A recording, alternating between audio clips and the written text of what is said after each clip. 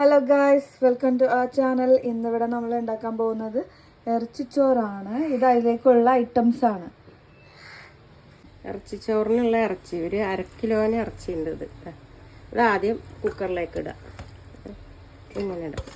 ഇങ്ങനെ ഇട്ടിട്ട് അതിൻ്റെ പുറകിൽ ഇത് ഇഞ്ചി പച്ചമുളക്, വെളുത്തുള്ളി അല്ല, ഇഞ്ചി പച്ചമുളക്, പിന്നെ എന്താണ് കുരുമുളക്, ഇഞ്ചിയും പച്ചമുളകും കുരുമുളക് പൊടിച്ചത്. ഇതിപ്പോൾ വേറെ മുളക് പൊടി മല്ലിപ്പൊടിയൊന്നും കൂട്ടാത്തത് കൊണ്ടിട്ട് ഒരു 10 പച്ചമുളകുണ്ട്. നല്ല വലുതല്ല, നല്ലൊരു കുഴപ്പമില്ല. പിന്നെ അതിലേക്ക് നമ്മൾ തക്കാളി, ഒരു 3 ചെറിയ തക്കാളി. അത് കഴിഞ്ഞിട്ട് ഒരു 2 വലിയ നല്ല ഒരു മീഡിയം ഒരു വലിപ്പമുള്ള 2 സവാള എന്നിട്ട് മല്ലിച്ചീരയും പുതിനയും കൂടെ അത് ഇട്ട്. അത് കഴിഞ്ഞത് ഒരു 3 വലിയ സ്പൂണിനുള്ള തൈര്.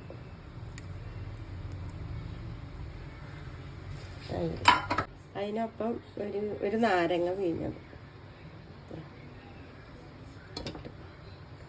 എന്നിട്ട് കുറച്ച് കറി മസാല, അതായത് ഇറച്ചി മസാല. ഇത് ഞാൻ തന്നെ പൊടിച്ചുണ്ടാക്കിയതാണ്, കാണുന്നുണ്ടോ? ഇത് ഞാൻ പൊടിച്ചുണ്ടാക്കിയ എൻ്റെ കറി മസാലപ്പൊടിയാണത്. ഇതൊരു സ്പൂൺ അതിട്ട് പുറത്തേക്ക് പോയി. അതിൽ 1 സ്പൂൺ അതിട്ട്. ഇതിൽ മുളക് പൊടിയോ മല്ലിപ്പൊടിയോ മഞ്ഞൾപ്പൊടി കുറച്ചിടും, ലേശം മഞ്ഞൾപ്പൊടി ഒരു കുറച്ച് ഇട്ട്. ആവശ്യത്തിന് ഉപ്പ് ഇട്ടല്ലേ, ഇത്ര മതി. പിന്നെ കുറച്ച് വെളിച്ചെണ്ണ, കുറച്ചുള്ളൂ. മിക്സാക്കാം. ഇതെല്ലാം ഇത്ര സാധനങ്ങൾ. ഇപ്പോൾ ഇഞ്ചി, വെളുത്തുള്ളി, പച്ചമുളക്, കുരുമുളക് ഒരു സ്പൂൺ ഇട്ടാ, പച്ചമുളക് ഒരു 10 ഇട്ടിട്ടുണ്ട് ഞാൻ. എരിവ് കുറവാണ് പച്ചമുളക്.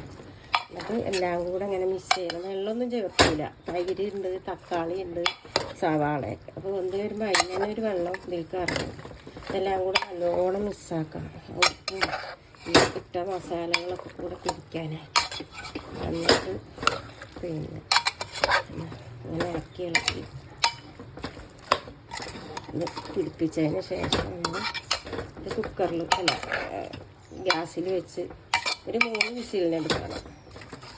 3 വിസിലിനെടുത്തിട്ട് മാറ്റി വെക്കാം. അപ്പോൾ നമ്മളിത് അടുപ്പിലേക്ക് വെക്കാൻ പോകും. ഈ പരുവത്തിലാക്കിയിട്ട് ബാക്കി ഒരുമിച്ച് യോജിപ്പിച്ചതിന് ശേഷം എന്താ ഒരു 3 വിസിലിനെടുക്കണം. ഇറച്ചിച്ചോറിനുള്ള ചോറിൻ്റെ അരിയിടുന്ന വെള്ളം ഇതൊരു 600 ഗ്രാം ഉണ്ടാവും ഈ വെള്ളം. ഇതിലൊരു പാത്രം അരിയാണ്, 2 പാത്രം വെള്ളം ഒഴിക്കുക.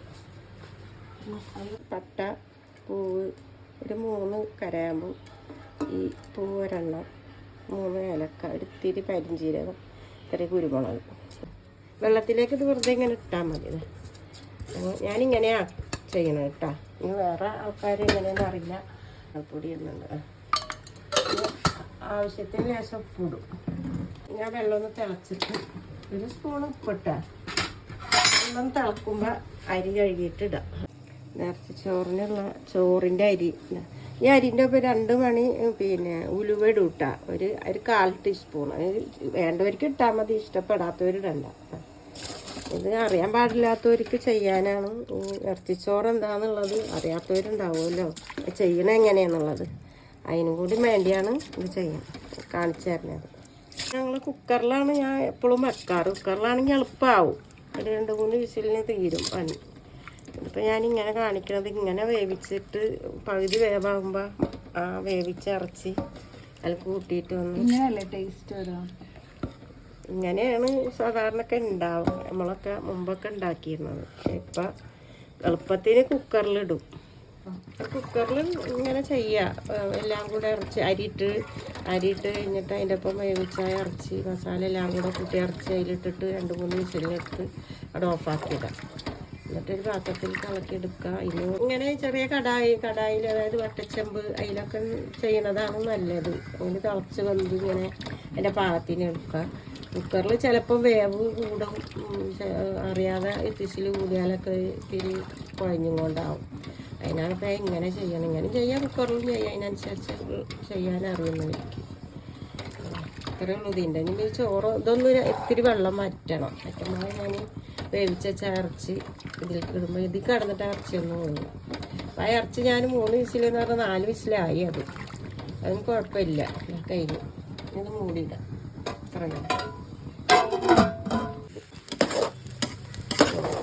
ചോറിപ്പതേ പകുതിയിലായി. ഇനി ഇതിലേക്ക് നമ്മൾ ഉണ്ടല്ലോ, ഇതിലേക്ക് ഇങ്ങനെയാണ് കെട്ടിക്കൊടുക്കുക.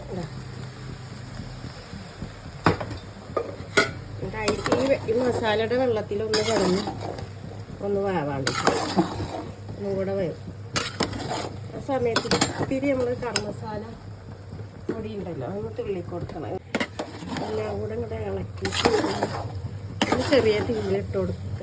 അപ്പം അതിൽ കിടന്നിട്ട് ഒന്ന് അരി ഈ ചോറൊന്ന് വേവാണ്ട് ഒന്നും കൂടെ വേവാണ്ട് കിടന്നൊന്ന് വേണം.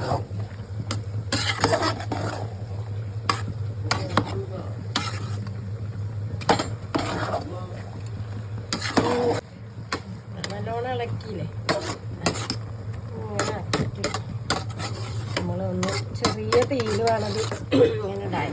അപ്പോൾ ഇതാണ് ഇവിടുത്തെ ഇറച്ചി ചോറ്. ദമ്മൊന്നും ഇടണ്ട, ഇങ്ങനെ ചെറിയ തീയിലൊന്നും ഇങ്ങനെ മൂടിയിടലാണ് ദമ്മ്.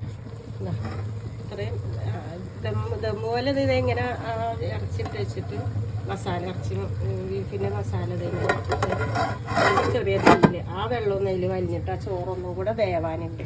ഇതാണ് നമ്മുടെ ഇറച്ചിച്ചോറ്, അതിൻ്റെ ഫൈനൽ ലുക്ക്. ഇതിൻ്റെ നമ്മൾ കൂട്ടുകറിയായിട്ട് നമ്മൾ കഴിക്കുന്നത് ഈത്തപ്പഴത്തിൻ്റെ പുളിങ്കറിയാണ്. ഈത്തപ്പഴം പുളി എല്ലാം കൂടെ ചേർത്തിട്ടുള്ളൊരു കറിയാണത്. ഇതിന് കൂടുതലും മാച്ചായിട്ട് വരുന്നത് അതാണ്. അപ്പോൾ നിങ്ങൾക്ക് എല്ലാവർക്കും ഈ ഒരു ഇറച്ചിച്ചോറ് ഇഷ്ടമായിട്ടുണ്ടെങ്കിൽ നിങ്ങളത് ഉണ്ടാക്കി നോക്കുക.